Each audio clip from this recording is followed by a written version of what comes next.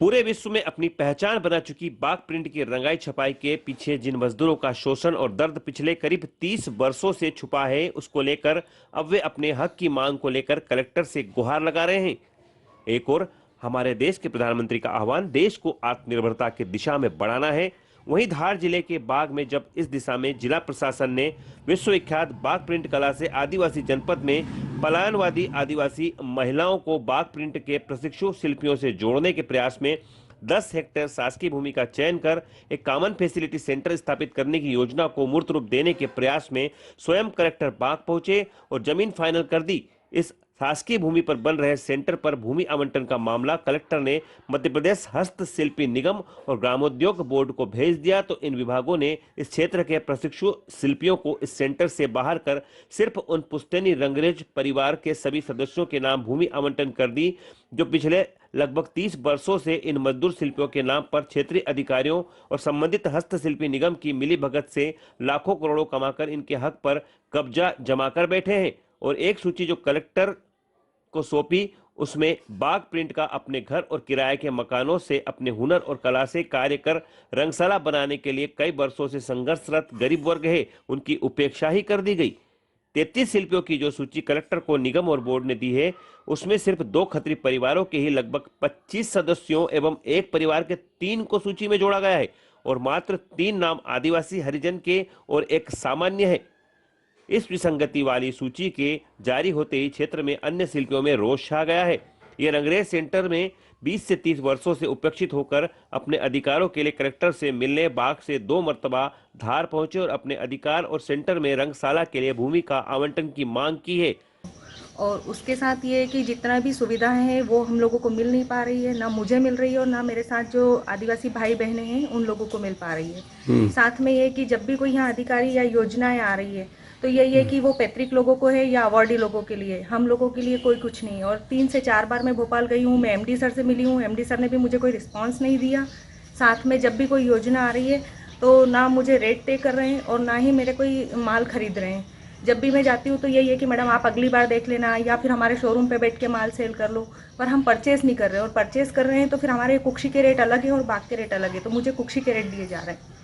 तो इस कारण से मैं काम नहीं कर पा रही हूँ और जो कर रही हूँ वो सिर्फ मैं एग्जीबिशन के जरिए कर रही हूँ। नहीं, हैंडीक्राफ्ट बोर्ड, हाथकरघा और हस्तशिल्प निगम आपसे माल खरीदती है क्या? नहीं खरीद रही है, सिर्फ मुझे बुला रहे हैं मीटिंग में, या फिर एमडी सर बाग आते हैं तो मुझे इंदौर बुला लिया जाता है या इंदौर वो यहाँ भोपाल बुला लिया जाता है और सर बाग विजिट करके चले जाते हैं, कभी कारखाने पे विजिट करने नहीं है पार्टियों को। आप कितने आदिवासी प्रशिक्षु शिल्पियों को काम दे रहे हैं? मेरे पास 8 से 10 प्रशिक्षित हैं। अच्छा, ये सब शिल्पकार प्रशिक्षित हो गए हैं क्या? हाँ, अगर इनको ये जो यहाँ पर कॉमन फैसिलिटी सेंटर बन रहा है, इसमें आपको जमीन दे रहे हैं क्या ये लोग? नहीं, मुझे सूचना भी नहीं आई है कि यहाँ कलेक्टर सर आए हैं या इसकी कोई विजिट हुई है या कोई सूचना नहीं है मेरे पास।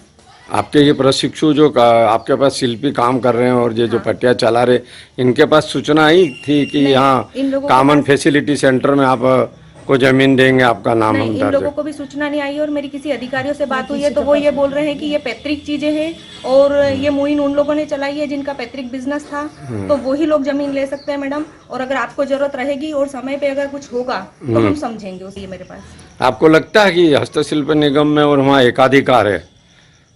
हाँ, ऐसा है कि एकाधिकार है या फिर अधिकारी आगे आके काम नहीं करने दे रहे हैं या फिर कुछ परेशानी आई है कि यहाँ से जो लोग हैं वो लोग मुझे यहाँ से काम नहीं करने दे रहे हैं। और ये पूरा योगदान आदिवासियों का ज़्यादा है, मेरा कम और इन लोगों का ज़्यादा है। ये लोग मेरे साथ बहुत सपोर्ट करके काम कर रहे हैं, क्योंकि मेरे को नदी भी जाना पड़ता है या भट्टी भी करनी पड़ती है या कोई काम करना पड़ता है तो मेरे को सारा सपोर्ट इन लोगों का लेना पड़ता है। उसमें महिलाएं भी है शामिल है और जेंट्स भी हैं, सारे लोग मेरे साथ काम करने के लिए एग्री हैं। तो आप मानते हैं निगम भ्रष्टाचार का अड्डा बन चुका है? नहीं, हाँ ऐसा मानती हूँ, क्योंकि अभी तक मुझे कोई सहयोग नहीं मिला, इसलिए मैं तो यही मानूंगी कि हाँ ऐसा ही है कि भ्रष्टाचार का अड्डा बन। आपके साथ हमारे बाग में बात है, वहाँ पे काम करते जैसे कई सालों से कर रहे हैं, तो वहाँ पे योजना नहीं मिली। जो योजना आती ना, जो खाते में पैसे आते ना 10-20 जो भी आते, मतलब 30 तक भी आते, तो जो 10,000 आए मेरे खाते में, उससे मैं निकाल लिया मेरे खाते के। तो उनने बोला रफी भाई ने कि ये 10 तुम्हारा नहीं हमारे हैं, तो उसने बोला फिर 5 मेरे को दिया, 5 वापस आ गए। उसके बाद खाता ही मतलब बंद कर, भाई ने आज तक भी नहीं आया। अच्छा, तुमको क्या वो उनके वहाँ काम करते हो कितना पैसा देते हैं महीने का? महीने का ये बन जाता है 6-7 हज़ार। 6-7 हज़ार रुपये महीना देता है। सभी को एक जैसा देते हैं अलग अलग? अलग अलग हो जाता है, मीटर के हिसाब से छापते। जो तुमको कार्ड वगैरह बना के दिया आज तक? अभी नहीं दिया, उनके ही पास है। सभी के कार्ड दे दिए या उन्हीं के पास हैं? सभी के उनके पास है। अब कलेक्टर आलोक सिंह ने इन उपेक्षित शिल्पियों को आश्वासन दिया है कि सबके साथ न्याय होगा।